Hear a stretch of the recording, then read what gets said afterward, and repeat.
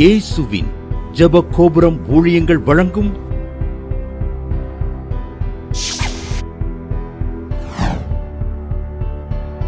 நம்பிக்கையிலே சந்தோஷமாயிருங்கள்.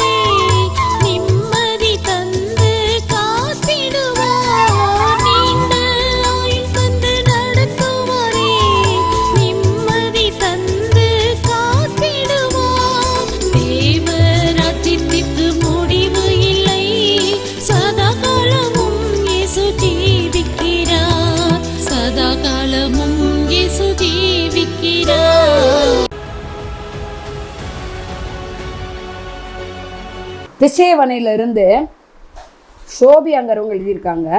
அவங்க பொண்ணுக்கு என்ன ஆச்சுன்னா ஃபோனில் கேன்சராக.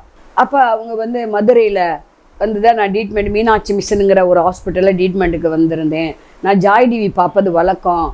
அப்போ நான் இவங்க மதுரையாக இருக்கிறதுனால எலிசபெத் அம்மா மதுரையினால் என் பொண்ணுக்கு வந்து ஜெபிக்க முடியுமான்னு கேட்டேன். அவங்கள என்ன பண்ணாங்க, சரி வரேன், இங்கே மதுரை தானே சொல்கிறீங்கன்னு வந்து ஜெபம் பண்ணாங்க. அவங்கள அந்த அறைக்குள்ளே விடலை. அவங்களுக்குன்னு ஒரு தனி அறையை ஒதுக்கியிருந்தாங்க என் மகளுக்குன்னு. என் மகள் டாக்டருக்கு படிக்கணும்னு படிச்சுக்கிட்டு இருந்துச்சு. ஆனால் இடையில இப்படி வந்துருச்சு. அப்போ வந்து அம்மா வந்து உபவாசத்தோடு நான் வந்து ப்ரேயர் பண்ணுறேன்னு சொன்னாங்க. அம்மாவோட அவங்க வீட்டுக்காரர் வந்தார். அப்போ வந்து ஜெபம் பண்ணிட்டு வந்தாங்க. பார்த்தா கர்த்தர் ஒரு மிராக்கிள் பண்ணிட்டாரு. பிழைக்காதுன்னு சொன்ன அந்த டாக்டர் பொண்ணு கேன்சர் வியாதியிலிருந்து விடுதலை கொடுத்து திரும்ப என் பொண்ணு டாக்டருக்கு படிக்க கிருபை தந்தாரு. கர்த்தருடைய நாமம் மகிமைப்படுவதால் சாட்சி எழுதியிருக்காங்க. நம்பிக்கையிலே சந்தோஷமாயிருங்கள். ஆண்டவராய் இயேசு கிறிஸ்து நாமத்தினால ஜாய் டிவி நேயர்களுக்கு அன்பான வாழ்த்துக்களை தேவ சமூகத்திலிருந்து கூறுகிறேன். அல்லேலூயா அல்லேலூயா ரஹதிகலபரவஷே ஆமென் அல்லேலூயா. நீங்கள் ஒவ்வொரு வாரமும் ஜாய் டிவியில் ஞாயிற்றுக்கிழமை மாலை 7:30 மணிக்கு நம்பிக்கையிலே சந்தோஷமாக இருங்கள் நிகழ்ச்சியும், ஒவ்வொரு செவ்வாய்க்கிழமையும் மாலை 6:30 மணிக்கு நம்பிக்கையிலே சந்தோஷமாக இருங்கள் நிகழ்ச்சியும், ஒவ்வொரு வெள்ளிக்கிழமையும் காலை 8 மணிக்கு நம்பிக்கை டிவியில் நம்பிக்கையிலே சந்தோஷமாக இருங்கள் நிகழ்ச்சியும், யூடியூப்பில் ஒவ்வொரு ஜாய் டிவி யூடியூப்பில் ஒவ்வொரு வேலைக்கிழமையும் இரவு 8 மணிக்கு சிறப்பு செய்தியும் ஜெபம் என்ற தலைப்பிலையும், ஒவ்வொரு 1ஆம் தேதி மாலை 7 மணிக்கு யூடியூப்பில் வாக்குத்தத்த ஜெபம் நடக்கிறது. ஒவ்வொரு மாதமும் தேவனால் எல்லாம் கூட பத்திரிக்கை வெளியிடுகிறோம். அது உங்களுக்கு ஆவிக்குரிய வாழ்க்கையில் வளருவதற்கு மிகவும் அது உங்களுக்கு ஆசீர்வாதமாக இருக்கும். எல்லா பகுதியும் அதில் இருக்கும். நீங்கள் எஸ்எம்எஸ் பண்ணினீங்கன்னா அல்லது அட்ரஸை ஃபோனில் நீங்கள் சொன்னீங்கன்னா நாங்கள் உங்களுக்கு இலவசமாகவே அனுப்பி விடுவோம். அதுக்கு எவ்வளோ காணிக்கைன்னு சிலர் கேட்பாங்க. ஆண்டவர் சொல்லலை, எவ்வளோ கொடுத்தாலும் வாங்கி அதில் போடுவோம். கர்த்தர் இதுவரை 15 வருஷமாக அந்த ஊழியத்தை நடத்தி வருகிறார். 16 இருந்து டிவி ஊழியம் நடக்கிறது. இதுவரையும் யார்கிட்ட நான் ஆண்டவர்கிட்ட ஊழியத்துக்கு வரும்போது சொன்னேன், ஏன்னா டிவி ஊழியம் பல ஆயிரங்களுக்கு நம்ம கொடுத்தாத்தே அது வெளியே வரும். நான் யார்கிட்டையும் கேட்க மாட்டேன் ஆண்டவரே, கடன் வாங்க மாட்டேன் அப்படின்னு சொல்லியே ஜெபம் பண்ணிகிட்டே வந்தேன். கடன் வாங்கி இந்த ஊழியத்தை செய்ய மாட்டேன், அடுத்த வாரம் நீங்கள் சேர்த்து வாங்கிக்கிங்கன்னு நான் இதுவரையும் டிவிக்காரங்கிட்ட சொன்னதே கிடையாது. இனிமேல் சொல்ல போகிறதும் இல்லை. காசு இருந்தால் போகட்டும் டிவி ஊழியம், இல்லையா நிறுத்துறேன். யாருக்கு நஷ்டம்? எனக்கு ஒன்றும் நஷ்டம் இல்லை. ஆண்டவர் தந்தா தானே நம்ம செய்ய போகிறோம். என் சரீர உழைப்பு, நேரம் எல்லாம் ஆண்டவருக்கு நான் கொடுத்துட்டேன். ஆண்டவர் சுகம் கொடுக்கறனால, பலன் கொடுக்கறனால, தேவையை சந்திக்கிறனால அந்த ஊழியம் செய்ய முடியுது, இல்லைன்னா செய்ய முடியாது. ஆகவே இந்த ஊழியங்களுக்காக நீங்கள் தயவாய் அழுதுன்னு ஒரு நிமிஷமாவது ஜெபிக்கும்படி தாழ்மையாக கேட்குறேன். இந்த ஊழியத்துக்கு உங்களால் என்ற காணிக்கை மாதம் அனுப்பி டிவி பங்காளர் திட்டத்தில் நீங்கள் இணையும்படி உங்களை அன்போடு கேட்குறோம். டிவி பங்காளர்களுக்காக நாங்கள் உபவாசித்து ஜெபிக்கிறோம். ஆண்டவர் சொன்னார், எழுதி வை, பேர்களை எழுதி வை, அவங்க தேவைகளை எழுதி வச்சு நீ ஜெபம் பண்ணு. நீ என்ன ஊழியத்தை விட்டுருவேன்னு என்னை பயமுறுத்துறியா? ஆண்டவர் கேட்டது. என்ன ஆண்டவரே, இந்த மாதம் இப்படி இருக்கே, அப்போ நான் விட்டுருவேன்.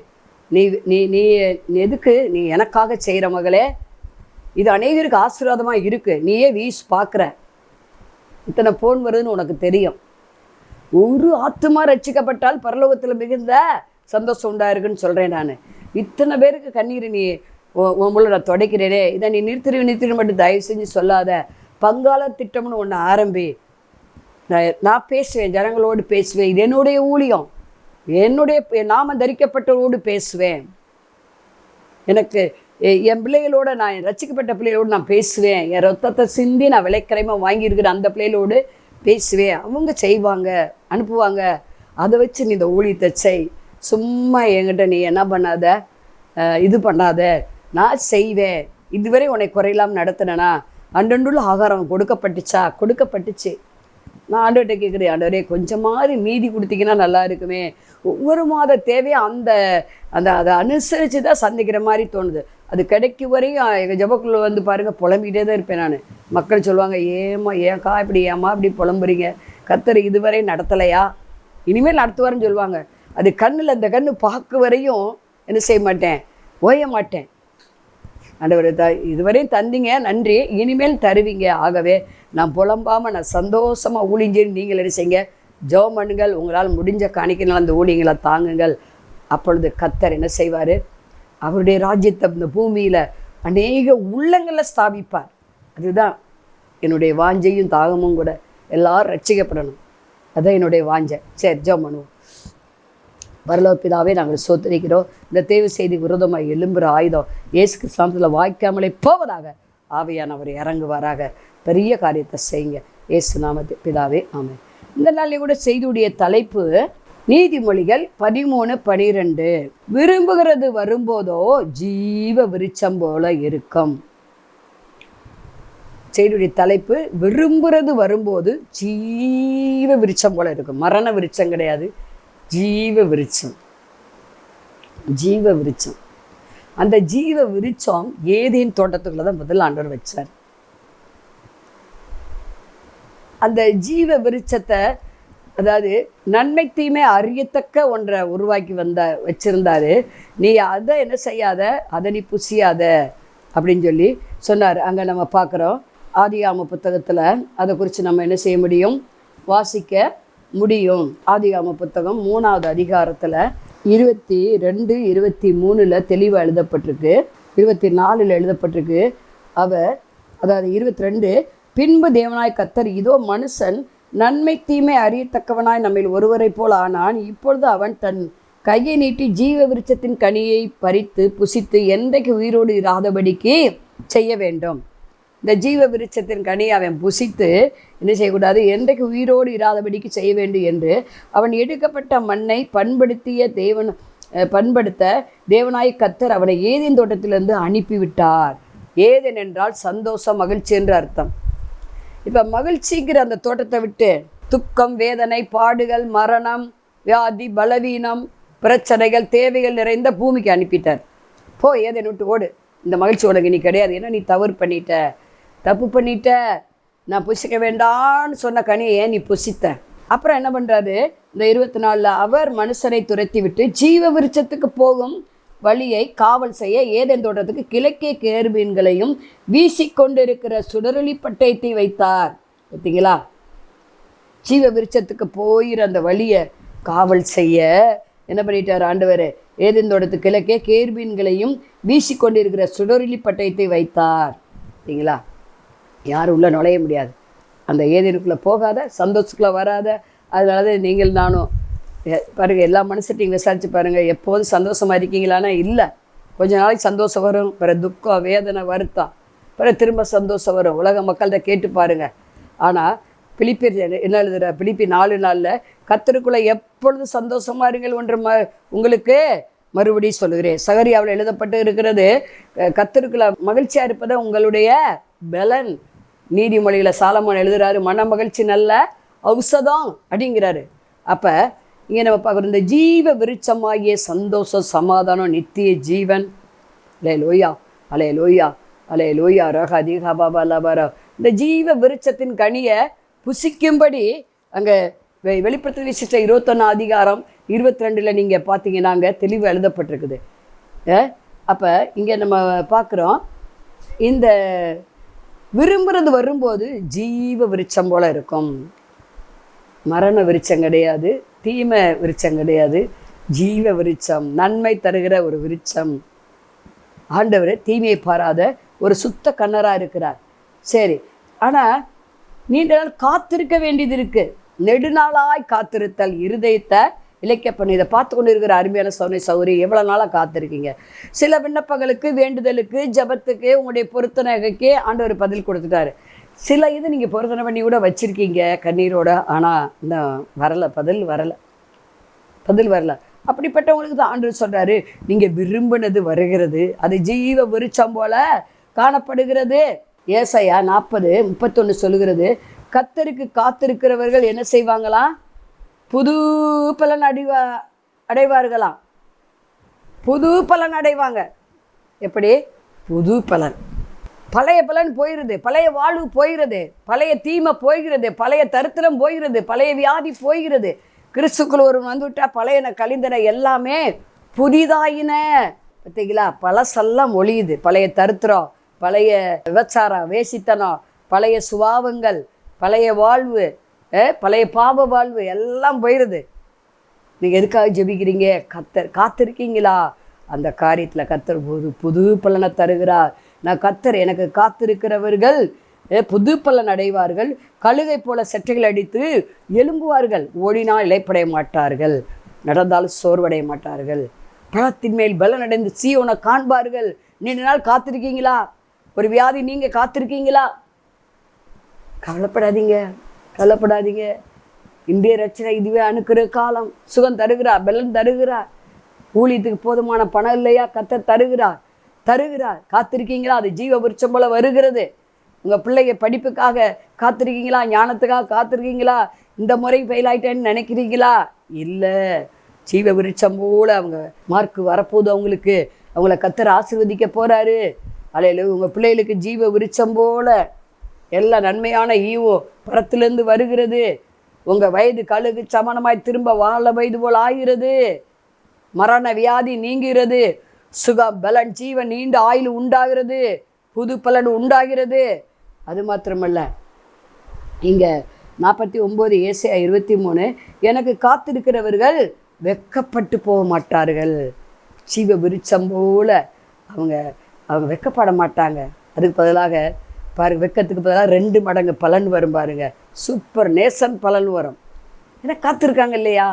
கர்த்தரே இதை செய்தார். இது அநேகருடைய கண்களுக்கு ஆச்சரியமாக இருக்கிறது.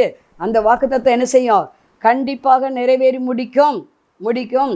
அல்லேலோ, எதுக்காக தம்முடைய வார்த்தையை அனுப்புனாரோ அது காரியம் வாய்க்கும்படி செய்ய. இந்த மாதத்தில் கர்த்தர் இந்த நாளில் செய்தி கேட்டுக்கொண்டிருக்கிற உங்கள் ஒவ்வொருவருக்கும் நீண்ட நாள் காத்திருந்த காரியம் வருகிறது.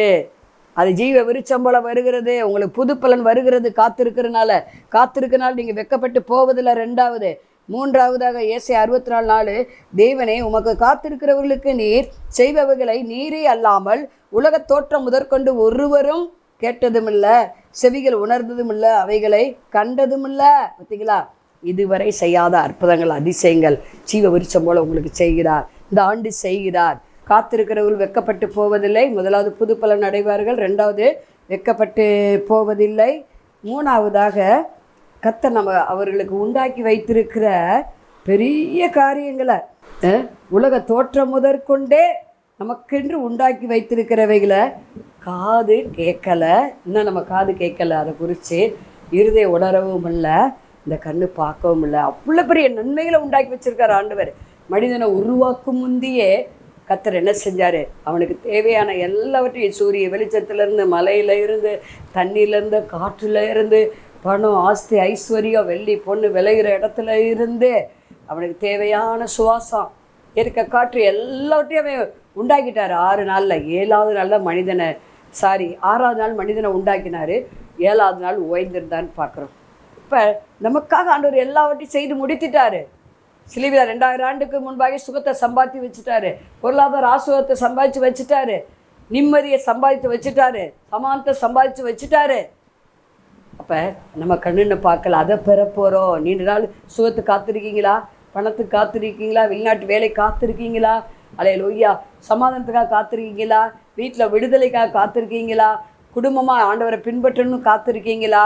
அல்லேலூயா. ரிகதகலலவர உஷே. ஊழியத்தில் பிரான்ச் போடணும், சபை ஆரம்பிக்கணும் காத்திருக்கீங்களா?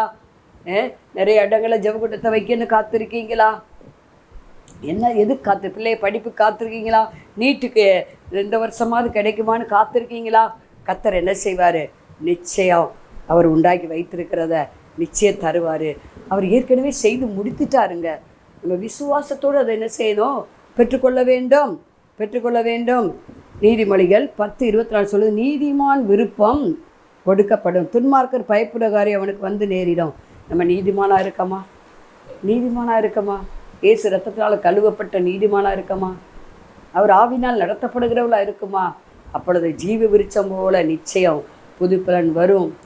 நம்ம வெக்கத்துக்கு போல 2 மடங்கு பலன் வரும். நம்ம அவர் ஆதி முதற்கொண்டே மனிதனுக்கு உண்டாக்கி வைத்திருக்கிற எல்லா நன்மைகளும் ஆசீர்வாதங்களும் நம்மளை தேடி வரும். அதேபோல் நம்ம விருப்பமெல்லாம் நிறைவேற்றுவார். இதே விருப்பத்தை நிறைவேற்றுவார். மகன் அப்பம் கேட்டால் கல்லை கொடுப்பானா? மீனை கேட்டால் பாம்பை கொடுப்பானா? அங்கே வெளிப்படுத்தின விசேஷம் 2:7 சொல்லுகிறது. எபேசி சபைக்கு சொல்கிறார், ஜெயங்கொள்ளுகிறவன் எவனோ அவன் என்ன செய்வான்? இந்த ஜீவ ஆவியானவர் சபையில் சொல்லுகிறதை காதுலம் கேட்க கடவன். வெளிப்படுத்தின விசேஷம் 2:7. ஜெயங்கொள்ளுகிறவனவனோ அவனுக்கு தேவனுடைய பரதீசின் மத்தியில் இருக்கிற ஜீவ விருட்சத்தின் கனியை புசிக்க கொடுப்பேன் என்று எழுது. ஜீவ விருட்சம் பரலோகத்தில் மத்தியில் இருக்குது, சென்ட்ரலில் இருக்குது, மத்திய கவர்மெண்ட் மாதிரி அது. அப்போ ஜீவ விருட்சம், அப்படிப்பட்ட ஜீவ விருட்சத்தை ஆண்டவர் தருகிறார். ஜீவ விருட்சம் அது விரும்புகிறது வரும்போது அது ஜீவ விருட்சம் போல சந்தோஷம், சமாதானம், ஆரோக்கியம், பண்டிகை நாட்களாய் உங்கள் துக்க நாட்கள் மாறிப்போகும்.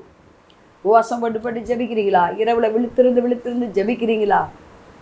அல்லேலூயா. நீங்கள் விரும்புகிறது ஜீவ விருட்சம் போல வரும். மகன் அப்போ கேட்டால் கல்லை கொடுப்பானா? மீனை கேட்டால் பாம்பை கொடுப்பானா? முட்டை கேட்டால் தேலை கொடுப்பானா? நீங்கள் விரும்புகிற காரியத்தை நிச்சயம் என்ன செய்வார்? ஆண்டவர் கண்டிப்பாக செய்வார். சந்தேகமே இல்லை. சட்டைகள் அடித்து புது பலனோடு நீங்கள் என்ன செய்வீங்க? கண்டிப்பாக எழும்புவீங்க. வயசாச்சு நடக்க முடியாமல் உட்கார மாட்டீங்க, சோர்வடைய மாட்டீங்க. காண்டாமிருத்த பலனை கர்த்தர் உங்களுக்கு தருவார். உங்கள் வயது கழுகு சமணமாய் திரும்ப வாழ வயது போல் ஆகும். இங்கே நான் பார்க்குறோம், சங்கீதம் 37:9, பொல்லாதவர்கள் அறுப்புண்டு போவார்கள், கர்த்தருக்கு காத்திருக்கிறவர்களோ பூமி சொந்தரிப்பார்கள். பாருங்கள், நீங்கள் காத்திருக்கீங்களா? நிச்சயம் உங்கள் சத்துருக்களை துரத்துவார் ஆண்டவர். பூமியை சொந்தரிக்கும்படி வைப்பார். ஒரு குழந்தைக்கு காத்திருக்கீங்களா? ஆண்டவர் 2 பேபியை தரப்போகிறார்.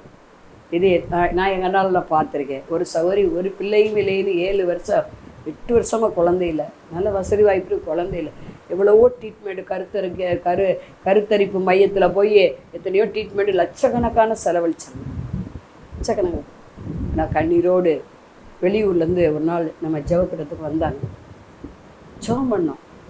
ஆண்டவரே அழுதாங்க. காலில் விழுந்துட்டாங்க 2 பேரும், ஹஸ்பண்ட் ஒய்ஃபு. ஐயோ, என் காலில் விழுகாதீங்க, ஆண்டவர் காலில் விழுங்க. ஆண்டவர் காலை மனிதன் காலை விழுகக்கூடாது. நிறைய பேர் அப்படித்தான் புறஜாதியிலேருந்து வரவங்க காலத்தை விழுக பார்ப்பாங்க, காலை தொட்டு கும்பிடுவாங்க. அதெல்லாம் செய்யவே கூடாது. ஆண்டவருக்கு தான் மகிமை செலுத்தணும். குழந்தை கொடுக்கறது அவர். நம்முடைய வேலை விண்ணப்பம், அவங்களுக்காக பரிந்து பேசி ஜெபிக்கிற வேலை தான் ஊழியக்காரருடைய வேலை.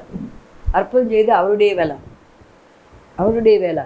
சொன்னே அவரே மட்டும் சேவிங்க அப்படி சொன்னேன். நிச்சயமாக ஆண்டவர் என்ன செய்வார், உங்களுக்கு வருகிற வருஷத்தில் ஒரு குமாரனை அணைத்து கொண்டு இருப்பீங்க. உற்பத்தி காலத்தில் குமாரனை அணைத்து கொண்டு இருப்பாய். சுனைமேலை பார்த்து எலியா சொல்கிறார் இல்லையா? அதே போல் ஆபிரகாமை பார்த்து உற்பத்தி காலத்தில் உன் மனைவி என்ன செய்வா, குமாரனை அணைத்து கொண்டு இருப்பாய். குழந்தை பிறந்ததா? பிறந்தது. பாருங்கள், அவங்களுக்கு எல்லாம் இருக்குது, அதை அணிவிக்கிறது குழந்தைலேன்னு சொன்னாங்க. பாருங்கள், ரெட்டை குழந்தை ஆணையும் பெண்ணையும் கற்றுக் கொடுக்குறாரு ஒரே பிரசவத்தில். அவங்களுக்கு அவ்வளோ சந்தோஷம். பாருங்கள், அம்மா சொல்லி ஜெபிச்சாங்க, ஆணையும் பெண்ணையும் பெற்று பூமியை நிரப்புங்கன்னு சொல்லி வசனம் இருக்குது. நான் வசனத்தையும் சொல்லி ஜெபிப்பது உண்டு. ஆணையும் பெண்ணையும் பெற்று பழகி பெருகி பூமியை நிரப்புங்கள். ஏன்னா கிறிஸ்துக்குள்ள ஆணென்றும் பெண்ணென்றும் இல்லை, ரெண்டு பேரையும் ஆண்டவர் தான் உண்டாக்குறார் இல்லையா? அப்போ ரெண்டு குழந்தைய தாங்க ஆண்டவரே. ஒன்றுக்கு கதறாங்க, அதனால் அண்ணாளுக்கு 5 குழந்தைய எக்ஸ்ட்ரா தந்தீங்களே, தெய்வலே இந்த உங்களுக்கு தாங்கன்னு சொல்லி நல்லா உவாசத்தோடு கண்ணீரோடு, உவாசத்துக்கு வந்தால் உவாசத்தோடு தான் ஜெபம் பண்ணுவோம். அப்போ அப்படி உடனே பாருங்கள், மறு வருஷத்தில் ஆளுக்கு ஒரு தாய், அந்த ஹஸ்பண்ட் ஒய்ஃப் ஆளுக்கு ஒரு பிள்ளையை தூக்கிட்டு வராங்க. எனக்குன்னா அவ்வளோ சந்தோஷம். அப்போ அவங்க விரும்புகிறது வந்துச்சே, ஜீவ ஒரு சம்பளம் இருந்துச்சு. ஆண்டவருக்கு ஒரு நன்றி காணிக்கை கொடுத்துட்டு என்ன செஞ்சாங்க, ஊழியத்துக்கு ஒரு நன்றி காணிக்கை கொடுத்துட்டு ஜெபம் பண்ணிட்டு போனாங்க. அங்கே நம்ம பார்க்குறோம், பூமியை சுதந்திரித்து கொள்ளுவார்கள். எத்தனையோ பேர் கத்தரு காத்திருந்தாங்க. ஜெபம் பண்ண வீடு வாங்குறாங்க, காரு வாங்குறாங்க, பங்களா வாங்குறாங்க, நிறைய வீடு வாடகைக்கு விடுறாங்க. பூமி சுதந்திரிக்காங்க. நான் சொல்லுவேன், இன்னும் எனக்கு ஒரு வீடு கிடைக்கலையே, 20 வருஷம் ஆச்சே, 30 வருஷம் ஆச்சே, காத்துருங்க, பெரிய வீடை தரப்போறாரு. நீங்கள் ஒரு சொண்டில் இடம் கேட்குறீங்க, வீடு ஆண்டவர் 7 சென்டில் கூட தருவார். அதே மாதிரி தந்திருக்காரு. 3 பிள்ளைகளுக்கு 3 வீடை கொடுத்துருக்காரு, 4 பிள்ளைகளுக்கு 4 வீடை கொடுத்துருக்காரு. வாடகை வீட்டில் இருந்தவங்கள கத்தர் உயர்த்திருக்காரு, பூமி சுதந்திரிச்சாங்க. அப்போ கத்தருக்கு என்ன செய்யணும், காத்திருக்கனால வெட்கப்பட்டு போக மாட்டோம். கழுகு போல சட்டையில் எடுத்து எலும்புவோம். ஜீவ விரிச்ச போல் நம்ம காத்திருந்தது வரும். நம்ம நினைச்சதை விட வேண்டிக் கொண்டதை விட கத்தர் அதிகமாய் செய்கிறவராக இருக்கிறார். ஒருத்தர் யோவானில் பார்க்குறோம், 5ஆவது அதிகாரத்தில் 3 பிரசா குளத்தில் பல வருஷமாக 38 வருஷமாக காத்திருக்கான் சுகத்துக்காக. எப்போமாவது தேவதூதன் வந்து இந்த பிரசா குளத்தை கலக்குவார். இவன் எல்லாம் எந்திரிச்சு போவங்களையும் யாராவது அதில் மூழ்கிடுவாங்க, சுகம் பெற்றுட்டு போயிடுவாங்க. ஆனால் இவன் பல வருஷமாக கிட்டத்தட்ட 38 வருஷமாக காத்திருக்கு. ஆனால் பாருங்கள், ஆண்டவர் அந்த இடத்துக்கு வந்தார். நீ சுகமானு விரும்புறியாப்பா? அவன் சொன்னான், ஆமாண்டவரே, நான் போகங்குள்ளையும் வேற யாராவது இந்த மூழ்கிறாங்க அந்த பிரதசா குளத்தில் சுகம் பெற்றாங்க, என்னையை கூட்டிகிட்டு போகிறதுக்கு யாருமே இல்லைன்னு ஓன்னு ஒப்பேர் வச்சிருப்பான். ஆண்டவர் அதை பார்த்தாரு. நீ ஒன்றே நீ பிரதசா குளத்தில் ஓடி அவனெல்லாம் முக்கெல்லாம் செய்யலை, நீ போ, பாவம் செய்யாத, போ, நீ சுகமானாய். அதிக கேடான தொன்று உனக்கு வராதபடினே பாவம் செய்யாத. ஏன் சில காத்திருக்க வேண்டியது இருக்குது. நம்ம விரும்பினது ஜீவருச்சம் போல் வருவதற்கு நம்முடைய பாவங்களே தடையாக இருக்குது. அவனுடைய பாவத்துக்கு தடையாக இருந்திருக்கு. இனி பாவம் செய்யாதுன்னு எச்சரிச்சாரு. அதே மாதிரி திமிர்வாதக்காரனை பார்த்து பாவம் செய்யாதேன்னு சொன்னார். அப்போ பாவத்தினால்தான் காத்திருக்க வேண்டியது இருக்குது சில காரியங்கள். நம்ம நீதி நேர்மையெல்லாம் அவருக்கு முன்பாக குப்பையாக இருக்கிறது. ஆனால் எதனாலேன்னு நீங்கள் ஜெபம் பண்ணுங்களேன், கர்த்தர் செய்வார், பேசுவார், நம்மளோட பேசுவார். என் கூட பேசுவார். நான் இந்த ஊழியங்களுக்காகத்தான் நான் ஆண்டவர்கிட்ட கேட்பேன், இவ்வளோ தேவை இருக்கே ஆண்டவரே அப்படின்னு. ஆண்டவரே புலம்பிக்கிட்டே இருக்கேனே இரவும் பகலும், ஏன் தேவைக்கெல்லாம் ஒன்றுமே நான் கேட்டதில்லை. எனக்கு உடுத்த ஆண்டவர் கொடுக்குறாரு. யார் மூலமாவது புடவை வந்துடும், எனக்கு பார்சல் வந்துடும். யார் மூலமாவது என்ன செய்யும், சாப்பாடு வந்துடும். எனக்கு ஒன்றும் பிரச்சனை இல்லை. இன்றைக்கி ஆண்டவரே இந்த சாதம் லெமன் ஜால் சாப்பிட்டா நல்லா இருக்குன்னு நினைப்பேன். யாராவது தூக்கில் கொண்டுட்டு வருவாங்க. இப்படி தான் வாழ்க்கையில் நடக்குது. ஆனால் ஊழியத்துக்கு லெமன் ஜாதம் ஒத்து வருமா சொல்லுங்க பார்ப்போம், புடவை ஒத்து வருமா? அப்போ அப்படி நான் காத்திருக்கும் போது ஆண்டவரோட பேசினார். மகளே, நீ இந்திய நாணயம் இதுக்கு பேர், நீ இந்தியாவில் இருக்க. அது முந்தி தான் 2024 வந்துச்சு, இப்போ 5 ரூபா தாள் தான் ஃபைனல் இல்லையா? ஆண்டவர் இப்படியே பேசுகிறாரு. 5 ரூபா தாள் உனக்கு எத்தனை வேணும் சொல்லு, இப்படி பேசினார். உண்மையிலே ஆக இதெல்லாம் ஆண்டவரே, நான் பணத்துக்கு வேணுமேனு கதறிக்கிட்டு இருக்கேன். பண தேவையில்லை நினச்சி நீங்கள் அதை 500 ரூபா தாளுன்னு சொல்லிட்டீங்களே, அப்புறம் என்ன, அது பேப்பர் தான், அது உண்மை தானே? ஆண்டவர் அந்த வெளிப்பாடை கொடுத்தாரு. இப்போ எனக்கு அந்த பாரமே போயிடுச்சு. 500 தாள். அப்போ எத்தனை தாள் வேணுமோ ஊழியத்துக்கு கேட்டு நம்ம என்ன செய்வோம், ஆண்டவர்கிட்ட வாங்கிடுவோம். யார் உள்ளத்துலையாவது பேசுவார். ஒரு 500 தாள் அனுப்புரில் பேசுவார், 2 500 தாள் அனுப்புரில் பேசுவார். ஆண்டவர் அந்த பாரத்தை லெகுவாக்கிட்டார். காத்திருந்ததுனால அந்த பாரம் இப்போ எனக்கு இல்லை.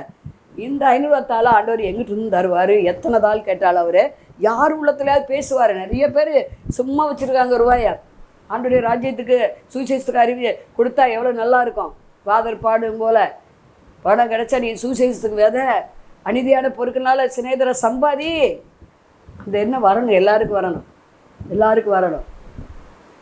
நிறைய போலப்பிள்ளை கல்யாணத்துக்கு சில கொஞ்சம் கொஞ்சமாக பாத்திரம் வாங்கி வச்சுருந்தேன். ஒரு 7 அப்பா கிடையாது, அதுக்கு அம்மாவும் இல்லை. கல்யாணம் வச்சுருந்தாங்க, கூட சொந்தக்காரங்களாம் சேர்ந்து கல்யாணம் பண்ணிக்கணும். அப்போ எங்கள் வீட்டில் வந்து கேட்டாங்க, ஏதாவது உதவி செய்ய முடியுமா? இப்போ நான் சொன்னேன், என்ன இருக்குது என் வீட்டில், ஒன்றுமே இல்லையான்னு. பாத்திரங்கள் ஆண்டு சொன்னார், உன் மகளுக்கு நீ பாத்திரம் சில்வர் பாத்திரம்லாம் வாங்கி வச்சுருக்கீல்ல, கொஞ்சமாக காசத்தை அதை கொடுனாரு. அப்படியே கொடுத்துட்டேன். அப்படியே சில்வர் 5 பட்டி பானைக்குன்னு பார்த்தீங்கன்னா எங்கள் சம்மந்தார் சொல்லிட்டாங்க, அண்ணி நீங்கள் எதுவுமே எங்களுக்கு கொடுக்க வேண்டான்ட்டாங்க. எல்லா பாத்திரமும் எங்கள் வீட்டில் இருக்குது. பார்த்தீங்களா, அதுதாங்க காத்திருந்து பெறுகிற பலன். நீங்கள் தேவ ராஜ்யம் பரவுவதற்கு, எல்லாம் ரட்சிக்கப்படுவதற்கு, சுவிசேஷம் உலகெங்கிலும் போவதற்கு நீங்கள் உங்கள் கரத்தை நீட்டுங்க. காத்திருந்தீங்கன்னா அவங்களுக்கு ஜீவ விருட்சம் போல் உற்சாகம் பண்ணுவோம். பரலோக பிதாவே நம்மை சொத்துரிக்கிறோம், துதிக்கிறோம். ஆவியானவர் இறங்கும்படியாக செபிக்கிறோம். இதை பார்த்து கொண்டு இருக்கிற ஒவ்வொரு மேலே உடைய வல்லமை இறங்கட்டும், மகிமை இறங்கட்டும். யார் யார் எதுக்கு காத்திருக்காங்களோ அந்த காரியத்தை கர்த்தர் இன்றைக்கு வாக்கிய பண்ணுங்க, வாக்கிய பண்ணுங்க, வாக்கிய பண்ணுங்க, வாக்கிய பண்ணுங்க. ஆண்டவரே ஓ ராகா தீகா பாபா லீஹரா கசே ஆவியானவர் இறங்குவாராக, இறங்குவாராக, இறங்குவாராக. அலே லோயா ராகா தீகா பாபா. பண பிரச்சனை இதை பார்க்குற ஒருவருக்கு நீங்கி போவதாக. ஓ டிப்ரெஷன் நீங்கி போவதாக இயேசு நாமத்தில். ஆயிண்டு பேமில்ல ஒரே சண்டை சச்சரவாக இருக்காது இயேசு நாமத்தில் நீங்கி போவதாக. அலே லோயா, அலே லோயா. பிள்ளையை கட்டி கொடுத்த வீட்டில் நிம்மதி இல்லை, நிம்மதி சமாதானம் உண்டாவதாக இயேசு நாமத்தில். படித்ததுக்கு தகுந்த வேலை இல்லை, படித்ததுக்கு தகுந்த வேலை நஸ்ரா இயேசு நாமத்தில் கிடைப்பதாக. ப்ரமோஷனுக்காக ஜெபிக்கிறீங்க, கர்த்தர் அதை வாக்கிய பண்ணுகிறேன்னு சொல்கிறார். நீண்ட நாள் காத்திருக்கீங்க, ஒரு லஞ்ச ஊழல் இல்லாமல் ப்ரமோஷன் வேணும். அரசாங்க வேலைக்கு காத்திருக்கிறீங்க, லஞ்சமெல்லாம் கொடுக்க மாட்டேன்னு. கர்த்தர் அதை காரியத்தை இந்த ஆண்டு வாக்கிய பண்ணுகிறது. இயேசு கிறிஸ்து நாமத்தில் விசுவாசத்தோடு சோத்திரத்தோடு ஜெபிக்கிற நல்ல பிதாவே. மாணவர்களே, அதிசய கல்வாரி ஊழியங்கள் மூலம் ஒவ்வொரு மாதமும் தேவனால் எல்லாம் கூடும் பத்திரிகையை நாங்கள் வெளியிடுகிறோம். தேவ சமூக பாடல்கள் DVD, ACD இந்த பாடல்களை நாங்கள் வெளியிடுகிறோம். அதிசய கல்வாரி ஊழியம் இது தீர்க்க தரிசன ஜெப ஊழியமாக நடைபெறுகிறது. இந்த ஊழியங்களுக்காக ஜெபிக்க, காணிக்கையை அனுப்ப தாங்க மறவாதிருங்கள். ஜெபிக்கிற, கொடுக்கிற, உழைக்கிற உங்கள் ஒவ்வொருவரையும் ஆண்டவர் தாமே ஆபிரகாமை ஆசீர்வதித்தது போல சகல விதத்திலும் உங்களை ஆசீர்வதிப்பாராக. ஆமென். அன்பிற்குரியவர்களே, இந்த ஊழியத்தை உங்கள் காணிக்கைகளால் தாங்குபவர்களின் கவனத்திற்கு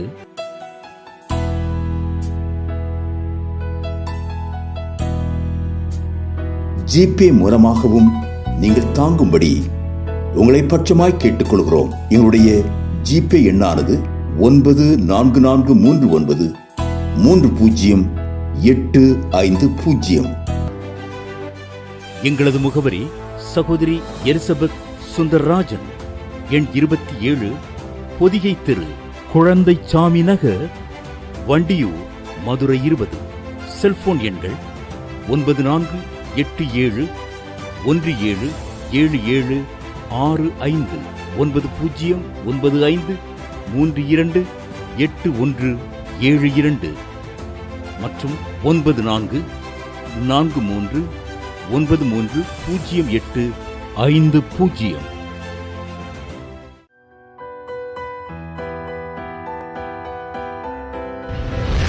கர்த்தர் உங்களை ஆசீர்வதிப்பாராக.